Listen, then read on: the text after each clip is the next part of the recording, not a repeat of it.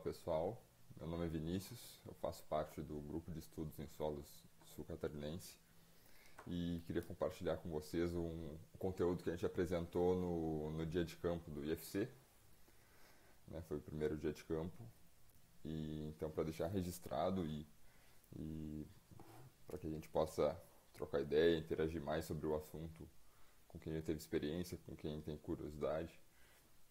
Então, vou falar um pouquinho para você sobre rotação de cultura em área de várzea. Então, por que a gente começou esse trabalho? Baseado no quê? A importância da rotação de cultura em área de várzea, em áreas de várzea, ela contempla vários aspectos. Alguns a gente listou aqui. Por exemplo, o porquê fazer. Redução de plantas daninhas. Então, a gente rotacionando a cultura de interesse, aqui no nosso caso, arroz e soja, é o que a gente está trabalhando, a gente consegue um controle mais eficaz das daninhas do que, por exemplo, um produtor que cultivava arroz, sempre arroz sobre arroz, e a área dele infestou de arroz vermelho, capim-arroz. Com a introdução da soja, a gente consegue um melhor controle, a gente muda os herbicidas que são utilizados, a gente muda o ambiente que aquelas daninhas, né, estariam inseridas, para ter uma quebra do ciclo dessas daninhas, e aliando novas tecnologias, como o arroz CL, o arroz Provisia, o Max Ace, aliando junto com a soja, a gente consegue utilizar então essas tecnologias por mais tempo, para que elas não se esgotem tão rápido como já aconteceu antes. Então, a gente fazendo safra com arroz CL, rotacionando com a soja, fazendo outra safra com o arroz Provisia, o Max Ace, a gente consegue então tornar mais perene essas tecnologias. Outra questão é a produtividade. Então, a produtividade já tem vários trabalhos e no dia de campo a gente teve vários relatos de produtores que a gente conversou, que fizeram arroz sobre soja num ano e relataram também uma diferença muito grande nesse arroz, na produtividade, até na própria. Só de olhar o arroz, tu já vê que é um arroz mais robusto, com mais grão. Então, e isso é embasado também por trabalhos científicos. Então, arroz sobre arroz, produtividade é menor do que o arroz sobre a resteva de soja. Melhoria da qualidade do solo, física, química e biológica. Esses são pontos, né, que a gente tende a ver este incremento de matéria orgânica, incremento na CTC do solo, ao longo dos anos. Então, um trabalho de médio e longo prazo que a gente espera ver de forma mais clara esses resultados. Mas, por exemplo, a gente faz ali o plantio direto, tanto do arroz como da soja. Então, falando um pouquinho da parte física, a gente não rompe os macroagregados do solo, os macroporos, os macroporos do solo, que são responsáveis pela drenagem. E então a gente tem uma drenagem superficial ali um pouco mais eficiente quando a gente não desagrega esses poros, do que se a gente passar grade todo ano e bagunçar, vamos assim dizer, esse solo. A parte química, né, a gente trabalhando com palhadas, na intersafra, a gente fez o cultivo de azevém na área onde foi soja, depois a gente fala um pouquinho mais ali dos manejos, e azevém mais trevo na parte onde foi semeado arroz. E a gente pode perceber, a gente vai podendo perceber, né, ao longo dos anos, a gente pretende com isso um incremento, além de físico, químico também, com a liberação, com a mineralização de nutrientes que estão nessa palhada, que vão ajudar a nossa cultura subsequente. E além da biológica, que a gente aumenta a atividade microbiana com essa palhada. Então, e esses micro-organismos nos ajudam muito, né? A gente aumenta toda a atividade de minhocas, micro-organismos, e vão nos ajudar a criar esses poros no solo, vão nos ajudar na fixação biológica de nitrogênio também na questão da soja, então tem um solo um pouco mais aerado. E outro motivo, né, do por que fazer a rotação de cultura em área de várzea é a diversificação de renda na propriedade. A gente não fica, então, tão sujeito às variações de preço numa cultura só. Vamos dizer, a gente consegue equilibrar, então, os preços de arroz e soja. Porque aquela máxima, né, não colocar todos os ovos na mesma cesta. Então, nos ajuda nessa diversificação e a gente tem um pouquinho mais de segurança na nossa renda.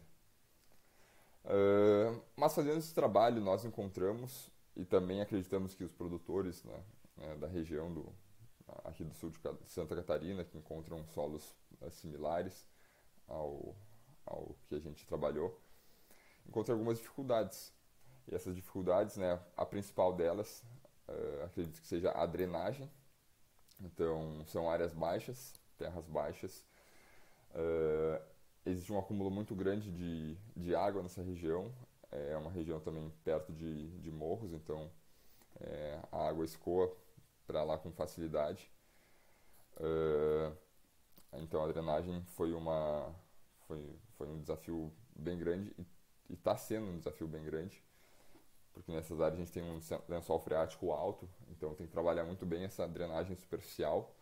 E depois, na próxima página, eu relato um pouquinho do que foi feito para tentar minimizar, né, esses efeitos da água, principalmente para a cultura da soja, que é uma cultura que não pode ficar sujeita a esse excesso de umidade por muito tempo.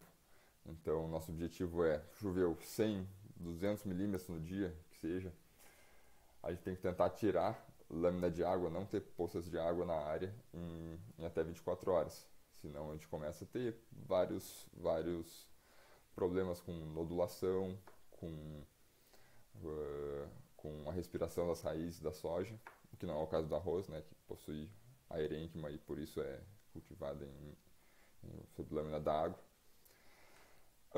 Outras dificuldades, né, são o maquinário. O produtor, né, que cultiva arroz há muitas gerações geralmente não vai ter o maquinário adequado para fazer os manejos necessários para a cultura da soja, então é um outro empecilho, de fato. A questão cultural, o produtor, né, o arrozeiro, ele já vem de gerações em gerações com esse cultivo do arroz, com esse monocultivo do arroz.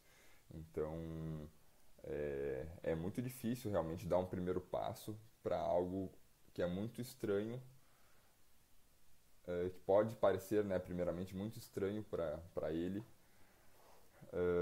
quando a gente fala de soja naquela terra que foi arroz já há décadas atrás, já com seu pai, com seu avô.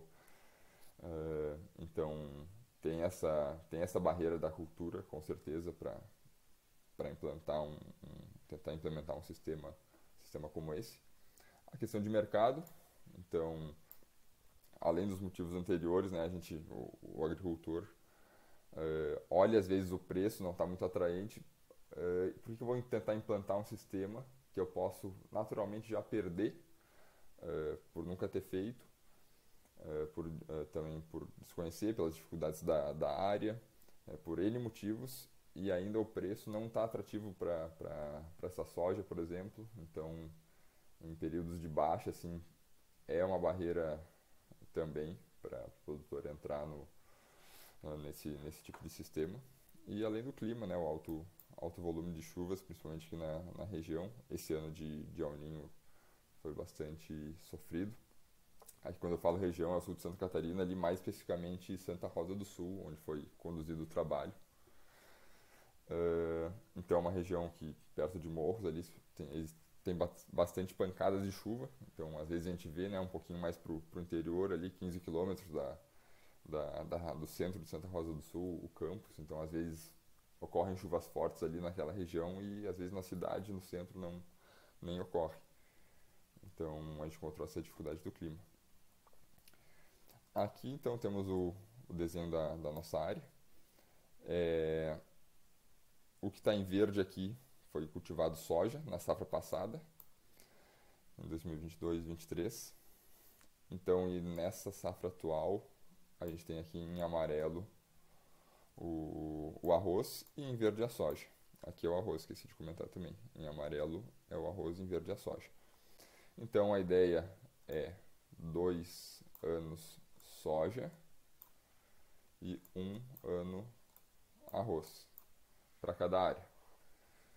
Então,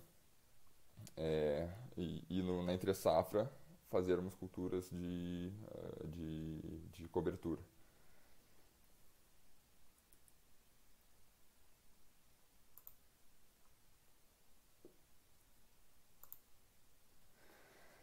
Falando um pouquinho então do histórico do manejo da área que foi feito. Primeiramente, antes de começar esse trabalho, foi feito um nivelamento da área. Então, esse nivelamento é muito importante tanto para a cultura da soja como para a cultura do arroz.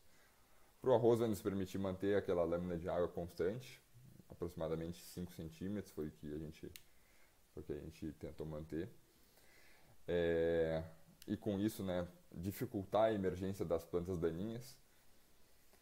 E para a soja, os benefícios é porque pela drenagem, basicamente, porque um terreno irregular, né, aconteceria várias poças de água, acúmulo de água em várias partes do terreno, e com o nivelamento, né, a gente consegue controlar mais esse excesso de umidade aí por muito tempo na área.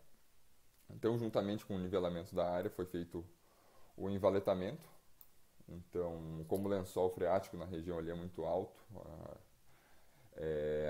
é muito importante que a gente trabalhe bem essa drenagem superficial, com o nivelamento e com o envaletamento, para conseguir que essa água em excesso escorra o mais rápido possível, né, da nossa área. Aqui então foram a ordem dos manejos, eu não vou comentar detalhadamente sobre cada uma para não me estender, mas destacando aqui alguns pontos da drenagem, né, que acho que são essenciais para que esse sistema seja possível. Falando um pouquinho do valo de irrigação, então a gente fez um valo independente, né, um valo que conduz a água para as canchas de arroz, são independentes dos valos de drenagem das áreas de soja.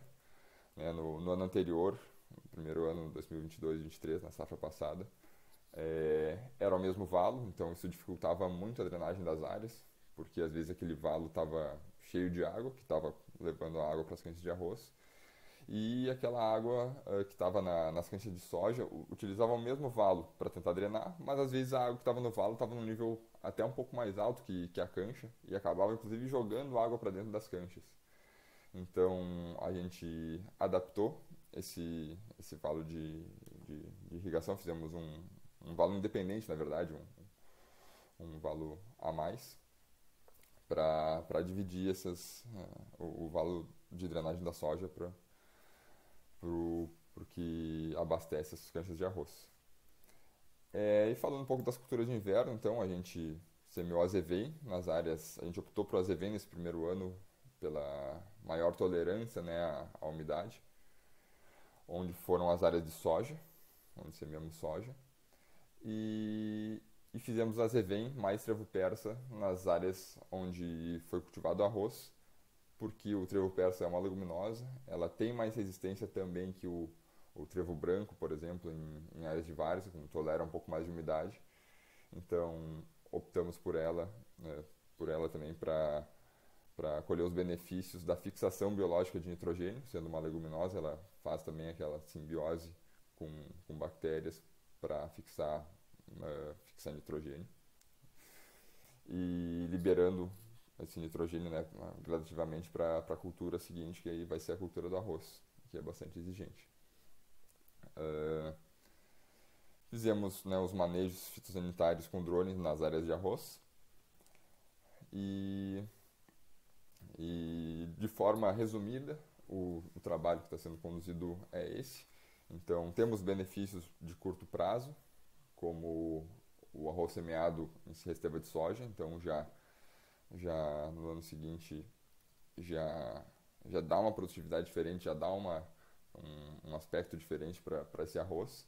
E temos também, né, esperamos colher esses resultados de médio e longo prazo, que em relação, né, a atributos do solo, aumento da CTC do solo, aumento da matéria orgânica.